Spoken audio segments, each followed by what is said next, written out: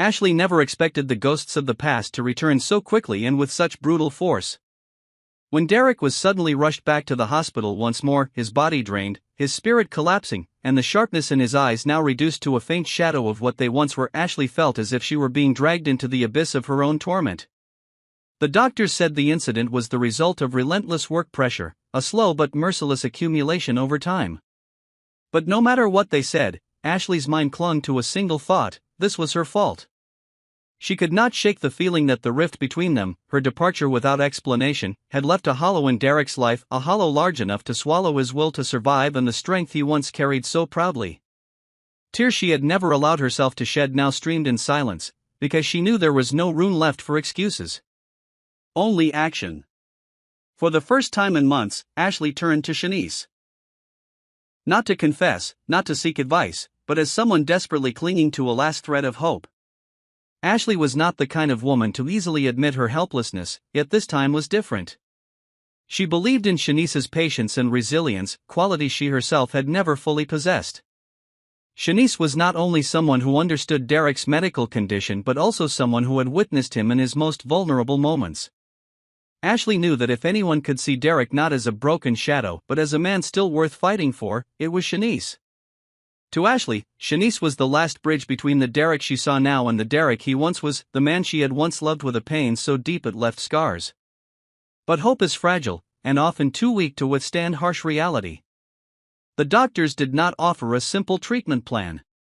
They said Derek might recover partially, but the neurological damage, both physical and psychological, was already eroding his ability to return to his old rhythm of life. Work had once been Derek's entire existence, his pride, his identity.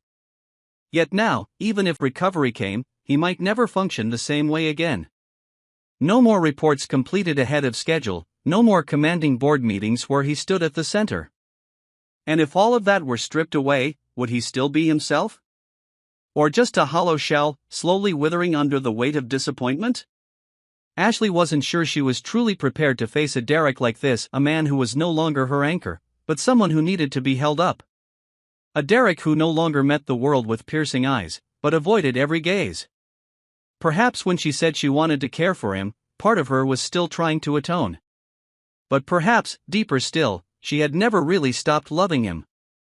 That love had only been buried under a chaos of emotions where guilt and memory wove together so tightly it was impossible to separate them. She didn't know whether what stirred in her heart was love or pity, but she knew one thing: she could not turn away. Shanice asked no questions. She did not probe Ashley's motives, nor did she make promises. Instead, she did the most important thing: she stayed.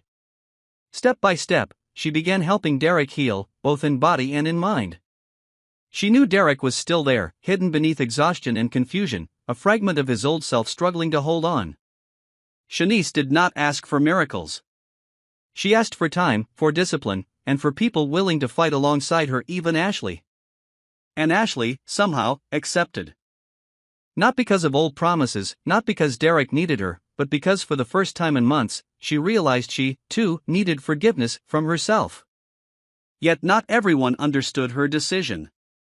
From a distance, Andre watched. His eyes carried no anger, no despair, only a silence heavy with all that remained unsaid. He had once been the place Ashley turned when everything with Derek fell apart. He had asked for nothing, demanded nothing, simply been there, a steady presence, endlessly patient.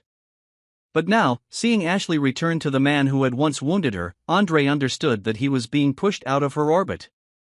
He did not feel jealousy, but he could not deny the sense of loss. Perhaps, to Ashley, he had been nothing more than a temporary refuge, while Derek, though flawed, remained the storm she was still willing to walk into. Derek's health did not progress as swiftly as hoped. At times he seemed better, only to collapse again without warning. Some nights he woke in fits of panic, shouting incoherent words. Some days he lay motionless, his eyes vacant, refusing to look at anyone. During those moments, Ashley sat quietly by his side, holding his hand, whispering words he might not even hear. Yet she stayed. Despite the advice of others, despite the doctor's warnings that Derek would never be strong enough to return to his old life, she chose to remain. Not because she believed in a happy ending, but because she could not bear to miss her final chance to do what was right. Derek had once been strong, the one who carried those around him. Now, he was the one in need of salvation, not through medicine alone, but through faith. And if there was even the faintest chance of recovery, it was Shanice and Ashley who carried the flame. Derek might never return to who he once was, but perhaps he would discover a different part of himself, not defined by work or achievement, but by resilience and by love. And perhaps Ashley, on her journey of atonement and forgiveness, would also learn that sometimes redemption does not come from undoing the past, but from learning how to love someone in the most broken version of themselves. On what seemed like an ordinary afternoon at Fairmont Crest, while everything moved to the familiar rhythm of gossip, glittering parties, and hidden schemes, life in a quieter corner was about to veer in a direction Leslie could never have foreseen. No one could have imagined that the sudden return of Peaches, a long-lost friend thought to have vanished from the spinning wheel of life, would bring with her a storm of emotions and a truth strong enough to shatter everything Leslie had once believed to be the foundation of her existence. Peaches had not come to reminisce about the past, nor to offer a simple farewell. She came with a heart quietly breaking, carrying one final message: she was dying. For Leslie, that revelation struck like a blow to the chest, tearing through every layer of defense she had carefully built over the years. She had never been one to open her heart easily, yet Peaches had been the exception. Their friendship had never needed explanations, only presence. And now, knowing that Peaches was counting her days, Leslie felt as if a part of herself was being taken away. But that was only the beginning. Because what would truly redefine her life was not Peaches' impending death, but the hidden secret she carried, a secret directly tied to Leslie's true identity. Peaches did not rush to reveal it. She understood the weight of the words she was about to speak. This was not simply about the dead, but about the very essence of the person Leslie had spent decades constructing. For truth is not always liberation, sometimes it is a shackle. And in this case, it was the beginning of a new wave of questions, where the real one was not who was Leslie's mother, but is Leslie truly ready to face the roots of her being after so many years living with a half-truth? Time, however, left Peaches no choice. She could no longer keep the secret. And so, within an atmosphere thick with emotion, she revealed it. Leslie's real mother was not the woman she had always believed. All the signs, all the buried evidence, pointed to a name Leslie could hardly fathom: Barbara. Barbara, the woman known for her ruthlessness, her resolve, and for holding the darkest secrets of Fairmont Crest, had always been an untouchable symbol. If what Peaches said was true, it meant Leslie was not simply tied to the Dupree family through social bonds, but by blood itself, a truth that would change not only her position in this society, but more importantly, the way she saw herself. The rumors that Barbara was Leslie's mother had always been dismissed as idle gossip. But now, spoken by Peaches, the only living witness who knew what had truly happened, Leslie could no longer deny them. She felt herself pulled back into her childhood, into the unanswered questions about her origins, about the distance of the woman she had called mother but never fully understood. Everything once ignored, once dismissed as unimportant, now rose like old wounds bleeding anew. And for Leslie, the deepest pain was not in the deception, but in realizing she had never truly known who she was. But at Fairmont Crest, truth never stands alone. It always comes with consequences. If Barbara truly was Leslie's mother, it could mean Leslie was heir to a vast fortune, shares of power, strategic properties, and above all, access to secrets only family could know. This would not only change her fortunes in the financial sense, but also reshape how people saw her, how they treated her, and her position in the endless battles for power that defined the region. She might become a new target, or be hailed as a queen. Anything was possible, for truth in this place was always a double-edged sword. Yet, was this truth truly a gift, or a curse disguised in light? Even as she was dying, Peaches left a question with no answer: would Leslie be strong enough to endure what was coming? For this world, no matter how dazzling it seemed, ran on undercurrents of greed, envy, and secrets. Once she stepped into that game, as Barbara's daughter, there would be no way back. Perhaps what Leslie needed most was not a new birth certificate, but a heart strong enough to accept that her past was not a fairy tale hidden away, but a labyrinth of pain with no guaranteed way out. The truth could make Leslie more powerful than ever, but it would also leave her lonelier than she had ever been. To discover that she belonged to a family that had never embraced her would force her to decide, live in the light of truth at the cost of her fragile peace, or reject her bloodline and cling to the identity she had once believed her own. In the days ahead, when Peaches left this world, she would not only leave behind grief but also the key to a door no one expected. And Leslie, whether she wished it or not, would have to cross that threshold. No longer a bystander to the story, but the center of a new chapter where destiny and bloodline converged to rewrite the life she thought she knew. In the seemingly calm days at Fairmont Crest, where life was often cloaked in the glitter of lavish parties, false smiles, and forced marriages, there were souls quietly collapsing in the shadows of their own despair. Ted was one of them. His divorce from Nicole was not the kind of ending he had ever imagined, nor was it something he was prepared to face. It struck him like a freefall without end, unraveling him piece by piece.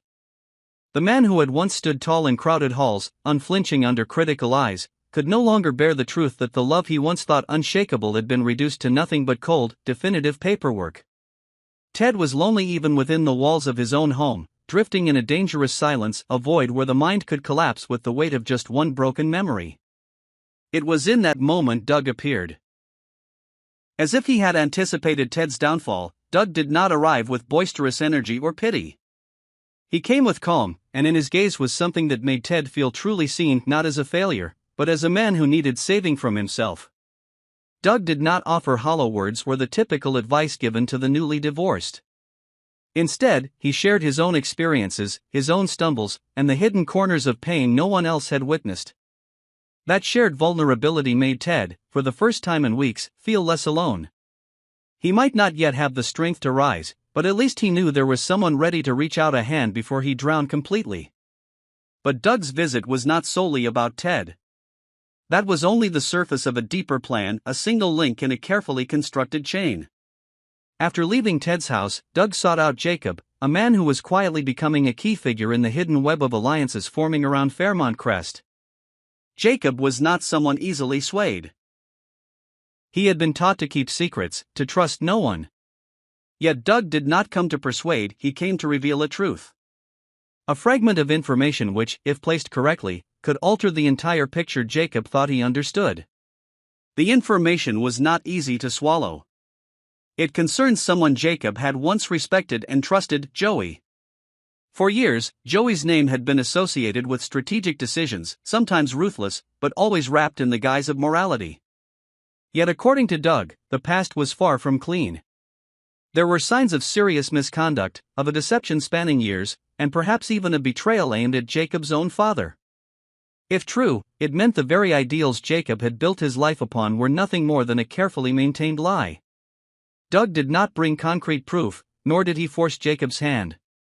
He simply left him with a choice: remain silent, and thus complicit in sustaining a power structure built on deception, or shatter it. Even if it meant turning against those who had once been blood, once been his foundation. Jacob spiraled into inner conflict.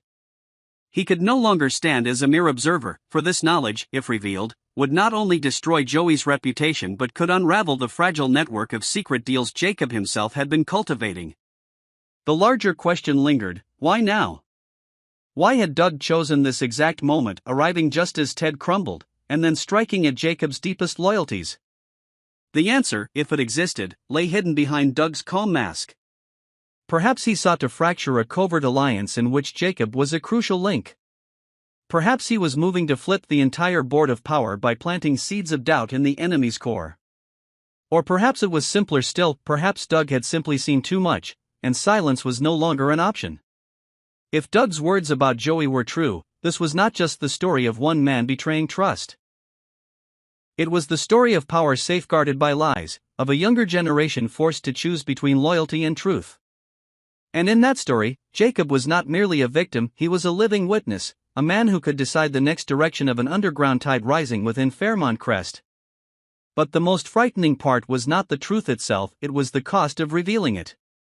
Because once the choice was made, there would be no way back. Doug knew this well. He understood that every action carried a price. Yet he still moved forward, still spoke, because perhaps deep down, he no longer believed silence could protect anyone.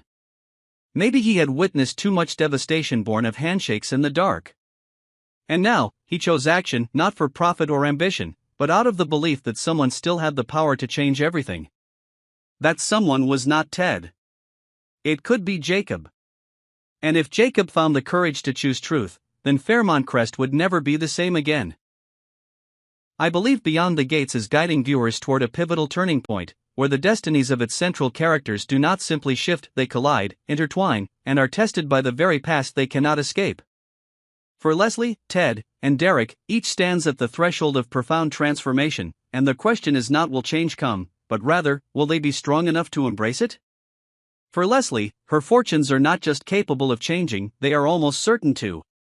The arrival of Peaches at precisely this moment is no coincidence, but a deliberate narrative choice by the writers to open a new chapter for a character who has wrestled in the shadows for far too long. If Barbara is indeed Leslie's biological mother, and if the rumors of her inheritance of a vast empire prove true, then Leslie will no longer linger on the sidelines of Fairmont Crest's endless battles. She will belong to the center.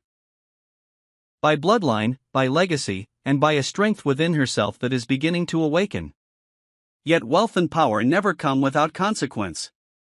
They invite jealousy, suspicion, and vengeance from those too accustomed to seeing Leslie as beneath them. And still, after all she has endured, perhaps for the first time in her life, Leslie will finally have the chance to step into the light and claim her destiny as her own.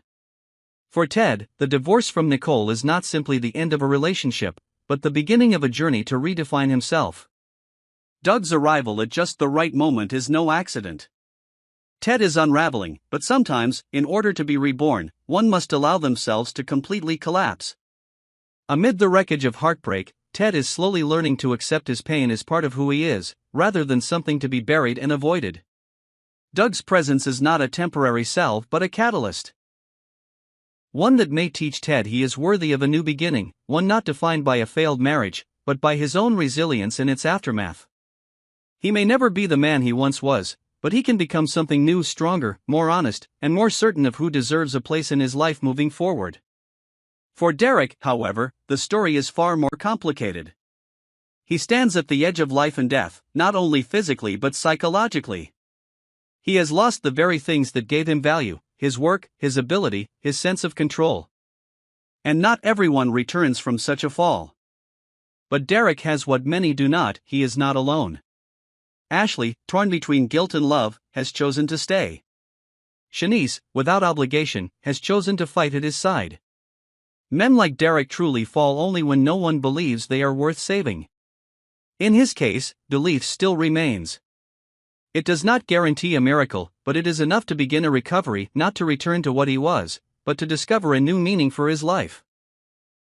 For Derek, coming home will no longer be about a place, but about a feeling, being accepted, being loved, even when he is no longer the man he used to be.